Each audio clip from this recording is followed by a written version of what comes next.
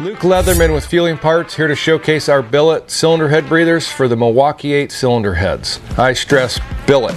Part number 3250. Billet because the factory uses plastic. Mickey Mouse. Let's go into some features and benefits here of the billet aluminum Feuling breathers.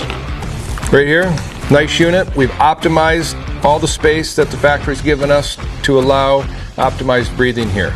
And we've utilized every square inch that we can. We've made it modular to our vented dipsticks where we're using the same filter element and breather valve, umbrella valve on the internals, which is also modular to the twin cam engine. Components that are readily available, easy to service. We've got our opening right here. This is where the breather's going to breathe through. It's a kind of a hood application here, which is going to protect the opening from oil going in. We've got a dual screen set up where you've got a disc that's going to go in, the filter element, and then you can see the umbrella valve has a disc on the bottom side on the underneath, and that's going to go in here. And you can see that the valve seals around the aluminum body. And you've got the pressure that's going to come in here, and when it needs to breathe, it's going to open up the umbrella valve, and it's going to cruise around. We have area on the underside of the cap. We have this little gnorp that keeps pressure, holds pressure down on the umbrella valve, and then the pressure is going to go through the body of the breather, and it's going to go through the cylinder head. And from there, it's either going to route into your intake manifold through the intake track, and or for those of you running external breathers, it'll vent to atmosphere. So another feature that we added here is the double O-ring setup. We made our nipple a little bit longer than what the factory uses so that we could install a dual O-ring, because a problem that we found early on is the factory does not machine the mounting point.